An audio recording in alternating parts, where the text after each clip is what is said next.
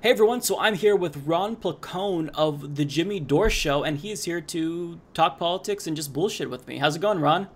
Good, buddy. It's good to be here. We don't do this enough. We've never, I've been behind the scenes when you've been on camera with Jimmy before, but it's always been a one-on-one interview, so I've never been able to participate.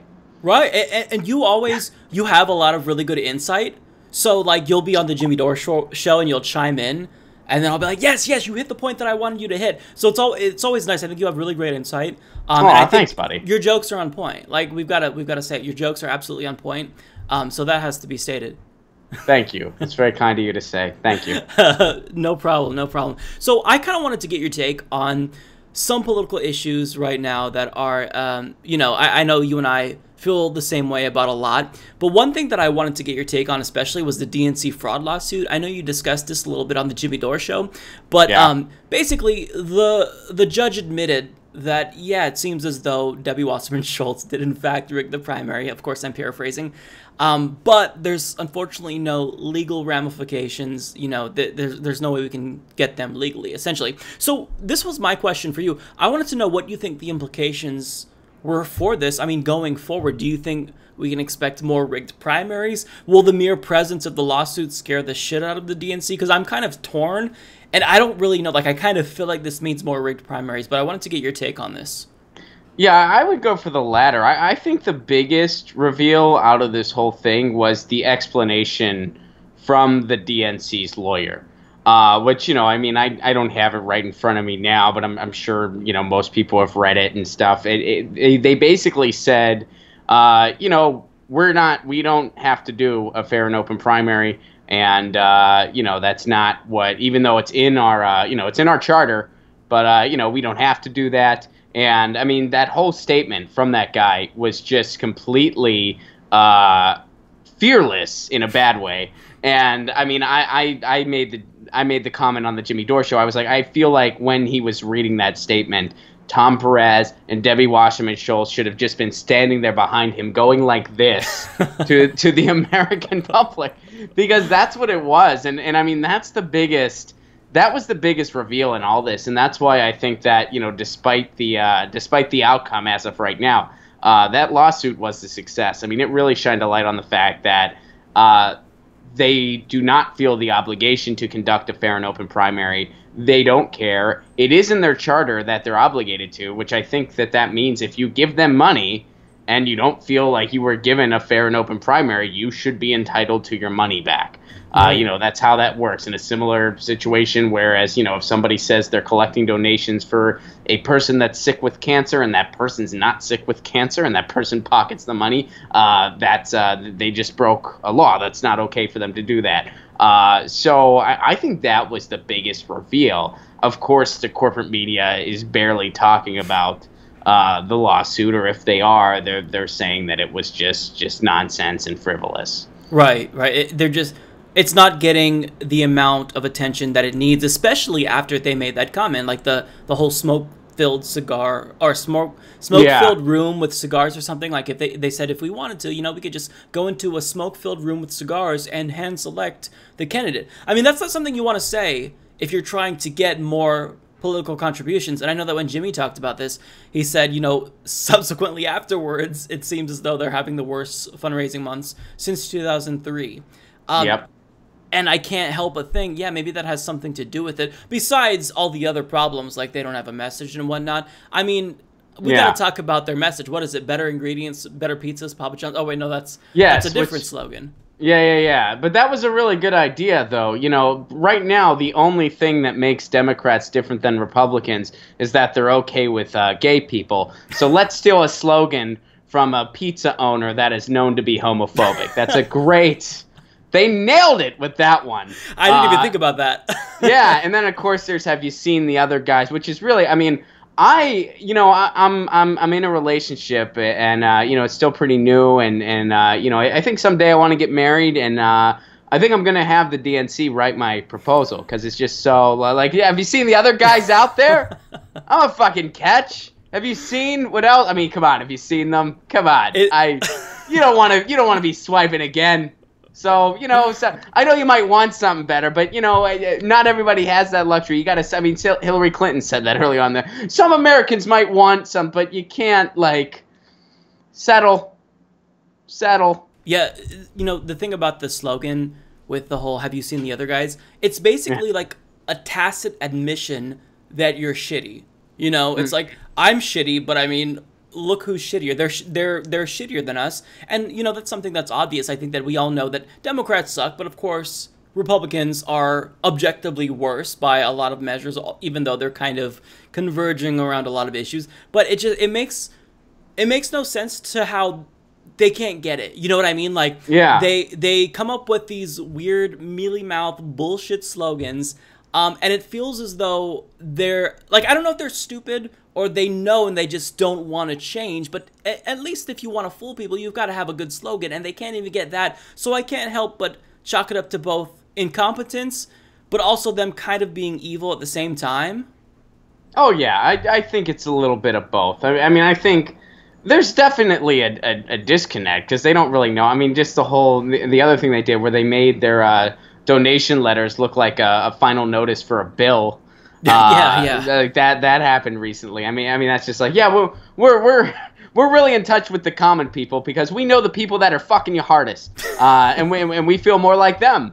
But then the slogan. I wanted a quick other thing about that slogan, and this is totally true. The day that came out, over at the Jimmy Dore show, we have our typical days. We have our pre-production meeting where we all bring different ideas and stories to the table that we just kind of find on our own. We kind of talk them out. We put them together. We write some jokes. Wham, bam, thank you, ma'am. Then we go in and record. And I saw that. I did not bring it to the table because I honestly thought it was an Onion article. Me too. Like I honestly thought it was fake. I was like, there's no way. And then Jimmy had it, and he's like, yeah, can you get over this? And I'm like, are we sure that's? And then I was like, oh shit, that's real.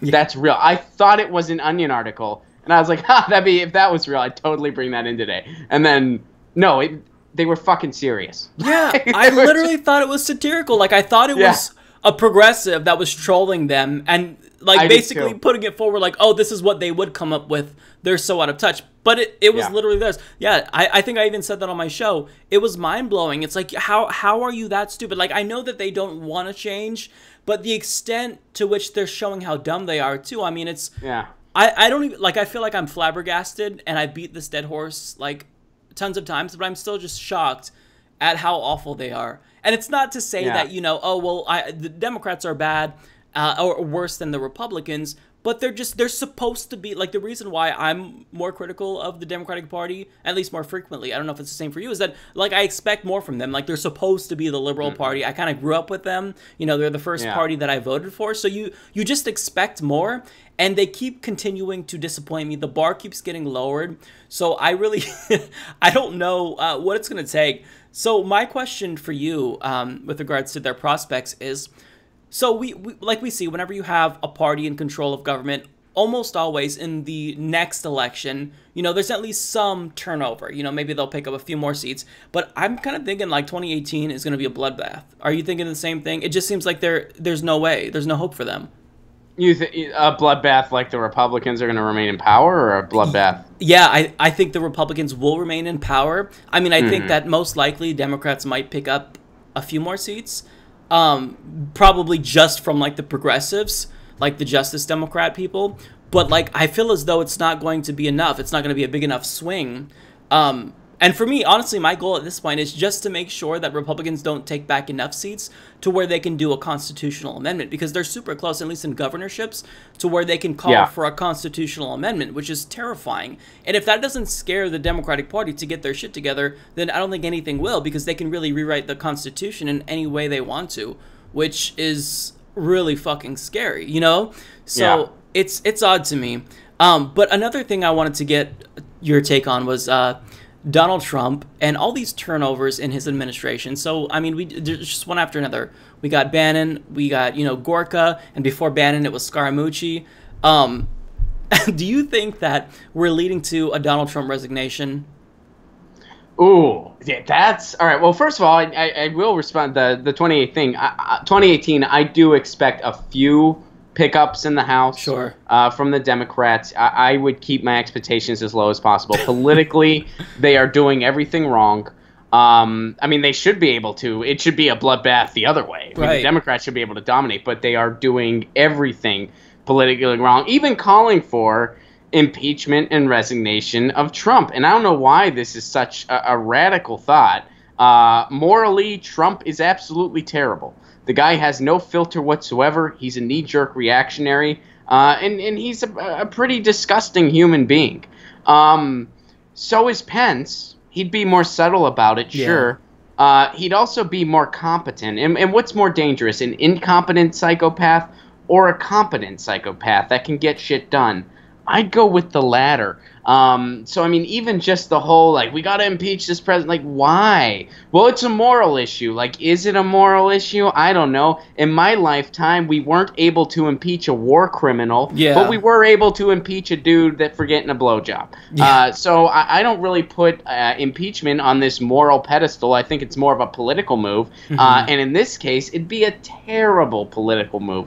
As far as Trump resigning, I don't think his ego will let him do that. Right. What I think is, I don't think Trump's all that bright, but I do think he's pretty smart in a few areas. When it comes to PR, when it comes to just political theater, I think he does okay. He does okay enough to be, he won the presidency with it.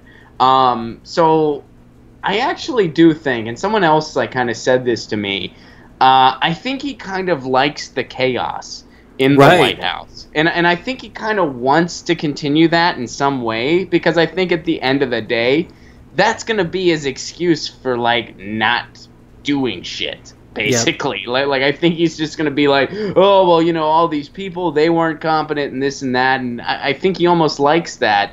It's like an elimination game show. Because I think at the end of the day, that's all this is to that guy. I mean, this is a guy that's never had to work for anything, really, a day in his life, that's had everything handed to him. And this is a game to him, if the anti-healthcare bill would have passed, he's not going to be the one that's losing his healthcare. And I've had some peeks under the hood, being in a place like Los Angeles, that I've never had before. And I think something that we don't talk about enough is just that there's blinders that people with privilege truly have, and I think that's the big divide within the left right now. I mean, you have the kind of elite left that are borderline one percenters, and they really can't relate to the problems. They just see Trump as the bad guy, and they're like, well, how are you not just angry at this bad guy? And it's like, look, we don't disagree that Trump's a bad guy. We disagree on how to handle this because we don't want to see the bad guy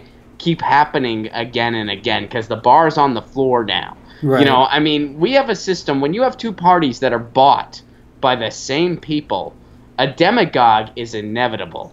Now we got our demagogue, and if you keep going with this same broken system, you're going to get another demagogue every 4 to 8 years, and they're going to keep getting worse and keep getting worse and keep getting worse. Wow, Ron, I don't know, that sounds a bit harsh.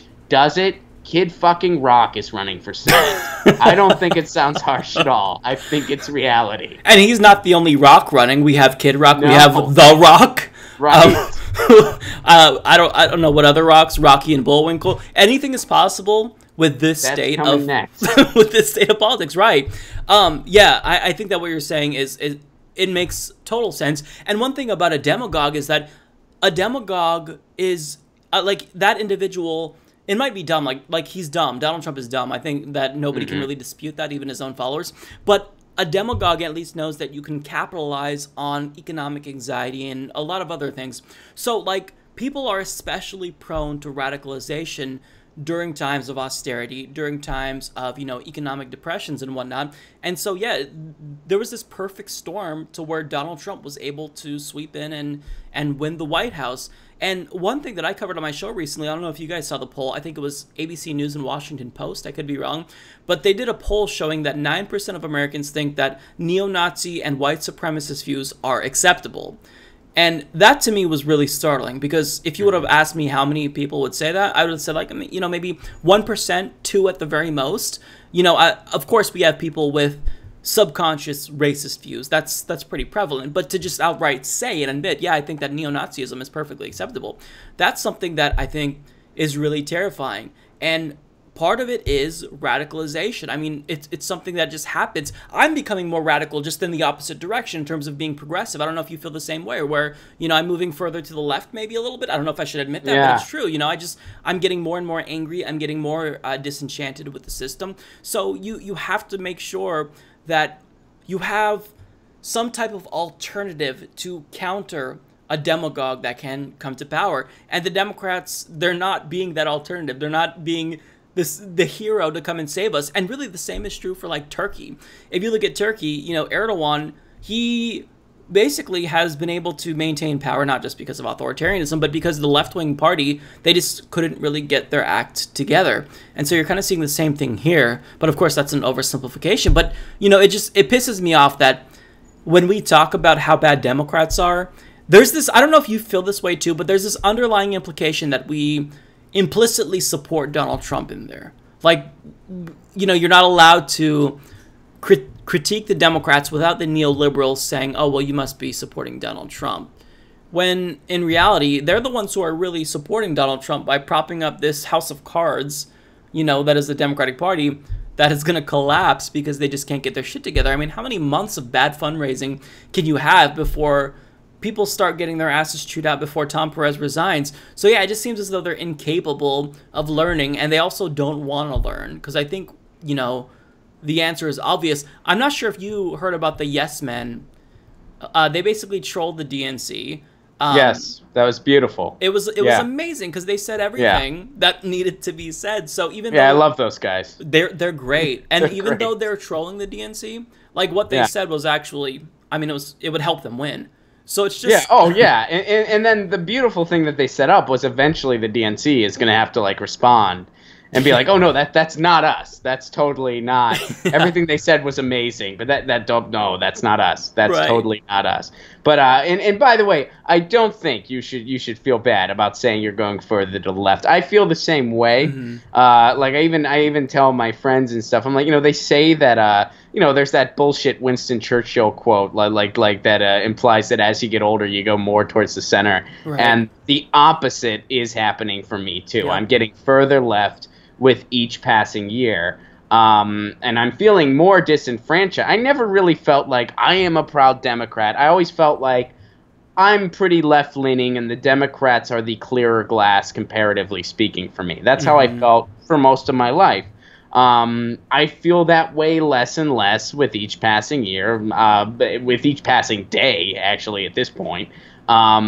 And I think that's the party shifting to the right more than it is me, you know? So, I mean, you know, in 2008, I supported Dennis Kucinich in the primary. I knew it was, you know, I knew he didn't have a chance, but that was the policy I liked best. And I wanted the, you know, I wanted the party to know that, right? So I supported Dennis Kucinich, and then I happily, you know, got in line with Obama. I liked what he was saying. I considered him, you know, center left. He ended up being center right at best, but, you know, I considered him center left. I thought this is a good compromise for now. It'll get us to a better tomorrow. And yeah, I just feel like that's not really, you know, Bernie Sanders kind of blew the roof off the place and proved to us progressives that there's a lot of us. There's actually a lot of us. And there's a lot of people that connect with a populist message. And they're all over the place. And they're in red states. And they're in blue states. And they're in rural areas. And they're in urban centers. You know, we're not as far apart as we seem, because the whole notion of healthcare being a human right in the richest country in the world isn't some radical fucking idea. It's actually an idea that pretty much the rest of the industrialized world has already come around to. So I think that we're in a growing pain right now, where you know, we have to ask ourselves some really critical questions. And you know, the people that just kind of want to stay the course and play it the company way, the very definition of insanity is doing the same thing over and over again and expecting different results. And every day I'd like to think I'm not insane. Right, right. So I think that, okay, I'm going to change my opinion a little bit because you kind of swayed me with the moving left. Even though I think we feel like we're moving left as we get older, I think that what it is just the party is moving right and it makes us feel like we're moving left. But really, I mean, what we're talking about, it's not like it's just this fringe thing with the exception of maybe universal basic income for me. I don't know if it's the same for you. But I favor it. Yeah. I favor it. I kind of feel like, but I understand that's a long road. Absolutely. We're not there yet. But Absolutely. with the way technology is going, I think it's inevitable. I think so too. Yeah. But yeah. But yeah, no. I just feel like all the policies that we're advocating for most vocally, I mean, these are things that a majority of the country now supports, like Medicare for all. I mean, even a plurality of Republicans, according to some polls, support it. So, I'm going to go back on saying I'm moving further left. I think I haven't changed. Everyone else has changed. So I'm walking back that statement because it makes more sense. Although it is possible I'm shifting to the left or I'm just becoming more pissed. Something's happening within me because nothing's happening in Washington, D.C., I guess you could say. I don't know. I think we're both becoming more disenfranchised. Yeah. As a result of the system failing probably more so than ever before in our lifetimes, at least. Right. Or at least when we've been cognizant. I was very young when Reagan was in power. I didn't really know much about what was going on. I had other things that were concerning me, like where my apple juice was, So, but I was shitting in my diapers, Me too. Me too. So I wasn't really, and even during Clinton, I wasn't, I wasn't really cognizant at that point. I thought he was just a cool dude that played the saxophone, right. Because I was a kid. Right. But yeah, I think we're more disenfranchised. But as far as where policies are, I don't really I favor single payer. I've favored single payer since I knew what it was. Right, same here. I'm anti-war. I've been, I was at every anti-war protest in college because I was grossly opposed to Iraq. Right. All those instances, I favor a living wage. Yeah. You're in the richest country in the world. If you work 40 hours a week at an honest job, you should make enough to survive. It's such a simple concept, yeah. End of story. And when they came up with a minimum wage, they were not like, we really need this law in place so that high schoolers can have a little extra spending money. No, that wasn't. It's not what it's there for. We have a minimum wage so that it's enough money to live. That's what we mean by minimum wage. It's really a living wage. That's really what it's all about. So right. And statistically, that's just changed. Not true. Adults, with families, are working minimum wage type jobs. That's the way the economy is. Yep, absolutely. So yeah. In principle, I really haven't changed much since I was a teenager. Yeah, I think I would probably agree with that. I like how we're working this out on camera as we're like, no, I'm moving to the left. No, actually, fuck that. I'm not moving to the left. Everyone else is changing. It's their fault. Fuck it. I'm not taking the blame for this. No, not at all. I mean, there's a Nancy Pelosi video that we talked about recently. Where we show her reading A Better Deal. She had this piece of paper in front of her. I'm still convinced was a Chinese takeout menu. She just took notes on, and she's just talking about these points as if she's describing what's in a grab bag for kids. Or she's like, when you were in kindergarten, you get one of those gift grab bags and they tell you what's in it, and it's obvious that the adults hadn't heard of half the candy bars. Yeah. They'd be like, this is a whatchamacallit. She sounds like that. But she's describing their fucking platform. It's like, what's wrong with you?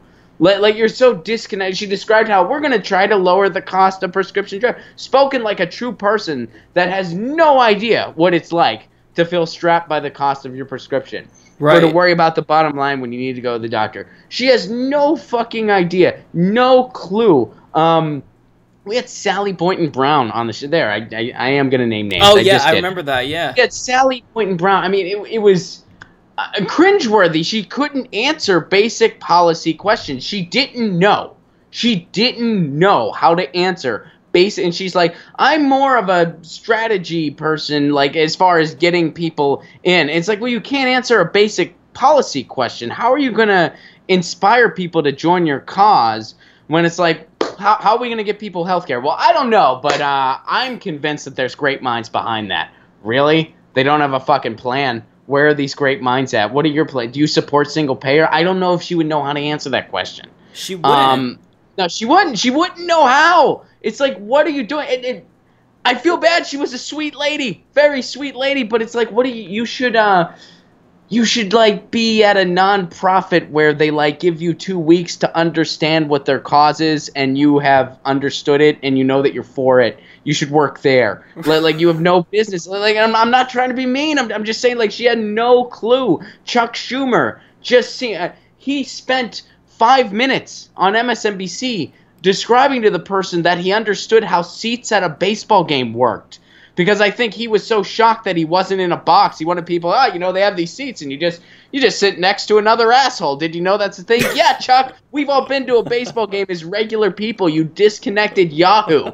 Like, I mean, it's like these people are parodies of themselves, and they're elected. It's a Tom Perez couldn't speak for 5 minutes at a Unity tour because no one gave a shit what he had to say because he had nothing to say. You know who did have something to say? Bernie Sanders. And you want to tell me people don't care about policies? People are showing up to see a guy with messed up hair who's 75 years old from Vermont. He's not necessarily spelling out hip unless the year was 1971, but he has a message that people are connecting with. People are hearing that.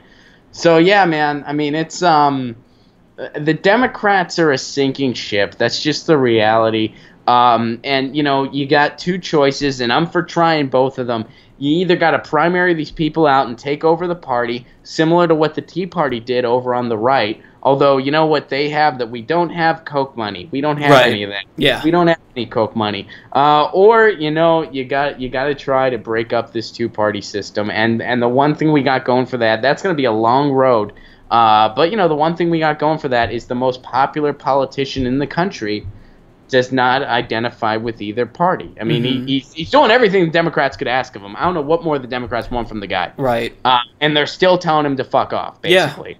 Yeah. So, you know, I don't know what I would do if I was Bernie Sanders. I'd like to think I would wait until November 9th and then take my ball and go home and start, you know, and follow Draft Bernie. I don't know what he's going to do, but I mean, you know, again, the idea, I mean, people were like, oh, that's such a pie in the sky, the idea of breaking up the two-party system. Like, well, in other democracies it happened because it was inevitable. Right. So the idea that it could happen in ours is also just kind of accepting reality, A. And B, like, what sounds crazier? Keeping up with this? Donald Trump is president. Yeah. Our system got us there. This isn't like everything was hunky-dory and some guy threw a wrench and shit. No, this was a long time coming, and it was inevitable. Again, when you have two parties that are bought by the same people, a demagogue is inevitably going to happen. And, you know, when people, you know, my cousin, I have a cousin, rural Pennsylvania guy. I grew up in Pittsburgh. You know, neoliberalism has not hit him a home run at all. You know, he's a struggling guy. He's got a couple kids, you know, went through a rough divorce, whatever. He was behind Kerry. He was behind Obama, identified as Democrat his whole life. He voted for Trump. And if you ask that guy why he voted for Trump, he's not going to tell you anything he likes about Trump. He's going to tell you how the Democrats left him out in the cold, because it happened. My dad told me. My dad saw him at a wedding. He's like, well, why'd you vote for Trump? Just making conversation. He said, you know, I have no use for the Democrats. That was his answer. Dang. My cousin's not alone, man. My cousin's not alone. And he's in Pennsylvania. There's people like him in Michigan, in Ohio. You see what I'm saying here. Now, I do know that the reason Hillary lost was Jimmy's fault. I was the night that he built a wall around Michigan and Wisconsin so she couldn't get there. She was trying to get there. Jimmy didn't let her in, and we were like, Jimmy, we got a bunch of shit to record. What are you doing? He's like, I'm almost done putting in the putty. You know, he used to do construction in Chicago when he was younger, so he was really good at it. He did it real fast. She couldn't get past that wall. But, you know, I still think that the messaging has something to do with it, too. Right. And it's not like this was her first time running. She was rejected in 2008. And I remember I wasn't very politically astute back in 2008. I mean, I was kind of coming into my own politically. I just started college and whatnot. And I really liked Obama. I liked what he had to say. And I didn't like Hillary Clinton because I knew she voted for the Iraq War, which I was absolutely against. And just policy-wise, Obama was more progressive. I also kind of grew up, my dad hated Bill Clinton. And she defended a lot of his policies, like welfare reform, you know, which it directly impacted my family. So it's not like Hillary wasn't already a flawed candidate. and then before they decided to just prop her up and shove her down our throat, she was already damaged goods, and they decided to run with her anyway because they thought, you know what, if we lose with Hillary Clinton, that's better than going with Bernie and winning. That's what it, that's what it seemed like the idea was. But I want to get back to, because like you said you were naming names and whatnot with Sally Boynton Brown. Okay, I don't feel bad being mean to these people, because it's not like we're asking them really difficult questions. We're not coming up with this fucking like esoteric policy issue, like we're just asking them what they stand for. Even the dumbest Trump supporter, if you ask them what does Donald Trump stand for, they'll know. They'll say the wall. Okay, that's still a policy technically, So I don't know. It just seems like it's a lost cause. And yeah, I agree with you. Draft Bernie really is the only. And Justice Democrats, we have to try both ways. But if we don't try something externally, or at least try to infiltrate the party, I feel like, waiting on the Democratic Party to change, it's just, it's never going to happen. So with Draft Bernie, the one area where I wish Bernie was more like Trump was I want him to be a dickhead. Like, back in 2016, like, Donald Trump, I mean, there were threats that the RNC would try to do some shenanigans, and they did, in fact, do shenanigans at the RNC convention in 2012 in favor of Mitt Romney against Ron Paul, for example. Not that he would have won, but, I mean, just shady tactics you can look up on YouTube and whatnot. But Donald Trump, I mean, they couldn't really rig the Republican primary against him, even though they wanted to, because what was the first threat he issued? I will go third party if there's any, if I feel like I'm not given a fair shot. If Bernie would have done that, I mean, even if he would have just bluffed, if he would have said, hey, if you guys are continuing to limit debates and whatnot, I'm going to go third party. Even if he would have said that, I think if he would have said that, even if he didn't mean it, it would have made a huge difference, because then you just guarantee that they lose. But at the same time, you had a monster on the Republican side, so we know Bernie didn't want that to be on his conscience. But I think that he needs to be a lot more of a dickhead. To put it lightly. I think at this point, yeah. I mean, I get why he played safe in 20. Looking back, I wish he wouldn't have too. But I get why he did. I get why he didn't want to be axed out of the DNC entirely. On like during the during the big events and so forth. I do get that. I didn't envy the guy. I wouldn't want to be in that position. But yeah, I mean, it's kind of time to take the gloves off. I mean, they ran somebody that had more skeletons in her closet than somebody that runs a seasonal Halloween store, and they didn't give a shit. They didn't give a shit, and it's just one of those things. And then, I mean, just the fact that we have the super delegates, that we have the Electoral College, that, I mean, whenever these people are like, oh, Donald Trump is a threat to our democracy, we fuck our democracy hard enough on our own. Are you kidding me? Yeah. Like, what democracy? The popular vote winner's been screwed over like about 40% of the time, 2 times in the past 20 years. Yeah. Democrats are silent about it. Oh, well, they don't want to. That would be a long haul, because there'd be a lot of people in red states that would be upset about something like that. Okay, well, guess what? Half the fucking country doesn't vote. If you gave them more an incentive, like it was one person, one vote, and their vote truly did matter, that might incentivize a lot of people, and they might get behind the party that stood for giving them that platform.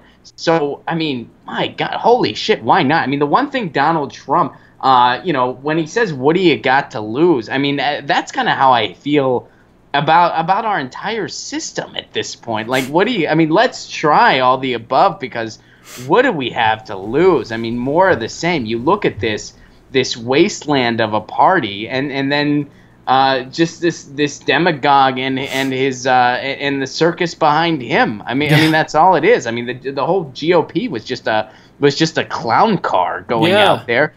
Their debates literally turned into a measuring contest, not just figuratively, literally turned into a measuring contest. I mean, all 3 debates, between Hillary and Donald Trump, I was confused why there wasn't an opening act of a guy getting kicked in the nuts. I didn't know why that wasn't first and center. That was the quality of the content that went on in all 3 of those things. So I don't really, when people like put our system on a pedestal, and hey man, I'm not trying to be, I love the United States. Right, right. I really do. It's my home. It's, like there's a lot of great things about this big, crazy democratic experiment that you and I are both part of. We've done some pretty cool things. We've done a lot of really awful things, too, by the way. Yeah. But we've done some kind of cool things, and there's been some really cool cultural things that have come out of here. I get to be a comedian for a job. That's freaking awesome. But, this is like we're going through some growing pains because in many ways, as we know it, we're a teenager, and to not look at this stuff and be like, okay, this is fucking ridiculous, and we can definitely do way better. I think to not recognize that, I think you're the extremist. Right. Right. Like I think that, like, to just fathom this idea that no, everything's fine, we're just going to keep going. People don't want to. I mean, Nancy Pelosi again. Oh, I don't think people want to change a direction. I don't think people want to change the direction of the Democratic Party. They're cool with losing. They think it's neat. Yeah. They think it builds character, losing all the time. They're fans. People don't. I mean, no, people want a message. People want a platform. They're connecting with. You see Bernie in these town halls, and I'm not trying to. Bernie's not perfect. There's some things he's done that have pissed me off. I'm not trying to be. I'm a policy guy. There's policies I like more than anything else. But you see this guy go into rural areas and convince people that wanted to hate him that single payer is the way to go. You see him doing that. That's a revolution. That's what a revolution is. That's a revolution of the mind on a grand scale. And he has the platform to do that now. So that's why, I think we're at a very, very fascinating time that I'm stoked to be a part of. But I think it starts up here with people. Like, it starts up here, and it starts recognizing that, okay, we're at a critical juncture now, and I'm stoked to go to DC for Convergence, because I want to say, hey, I was on the side that really tried, and hopefully, this will be talked about years from now as the catalyst that broke up the two-party system in the United States. Maybe it will, maybe it won't, we don't know, but fuck, man. Well, what's the other option? Not trying? Yeah, exactly. That sounds terrible. Yeah. And boring. That sounds boring as shit. I mean, it's like, dude, like let's give this thing a go because, to be complacent is just dull. Yeah. And I kind of feel like we're on the same page there. Like we might not necessarily know what the best strategic option is, but there are a variety of options, and certainly we know that not doing anything it's not even something that we should consider at all. So no, I'm with you. I'm absolutely with you because, we are at a crossroads. I really feel like we are, to where we're kind of just in this waiting period. We're kind of in the darkest timeline right now, to where we're not sure where the light is going to shine through at the end of the tunnel, but I really do feel like it will come through. But then, as history typically does, then it'll get shitty again, and then, better. But yeah, I really feel like we're at least lucky in that even though times are kind of tough right now, we're in this unique period where we can kind of shape the future, and I think that that's really cool. And at least there's, Bernie Sanders, he's given me hope just by showing how many progressives are still in the country, and that if there's that many people that think single payer is something that's non-negotiable, if there's that many people that want tuition-free public colleges and universities, then I think the future is kind of, it's looking bright in spite of, the fuckery that we're dealing with currently with, Donald Trump and, as Jimmy would call him, Donnie Tine Hands. It's just... Yeah. But yeah. So I don't want to take up too much of your time. So before we go, can you tell all my viewers where they can find you on Twitter and wherever else? Yeah, you can follow me on Twitter at Ron Placone. That's just my name, at Ron Placone. Of course, you can catch me on the Jimmy Dore Show over on YouTube, Jimmy Dore Show. And I have a new podcast called 5 Chords and the Truth. It's just the number 5 chords and the truth. It's about music and politics. So we kind of marry music and politics. You can find that over on iTunes or anywhere you get your podcasts. Get it on your phone, subscribe. That'd be pretty cool. It's a pretty new podcast, so try and get the word out on that. And, of course, ronplacone.com to find out when I'm coming to a city near you. We got some tour dates. I got some individual stand-up tour dates. Also got some tour dates with the Jimmy Dore Show. We're traveling more now. And those are some real exciting, fun shows. So, check it out. Nice. I dig it. That's cool that you're doing your own stand-up now and whatnot. That's really awesome. Right on. And also, we'll tease this here. Ron and I have a project coming out, hopefully relatively soon too. Yes. With some other cool progressives and whatnot. So look forward to that. So yeah, Ron, thanks for coming on the show. It's been nice talking to you. Of course, we will talk again soon. Thanks for having me, man. Support this podcast by becoming a patron at patreon.com/Humanist Report.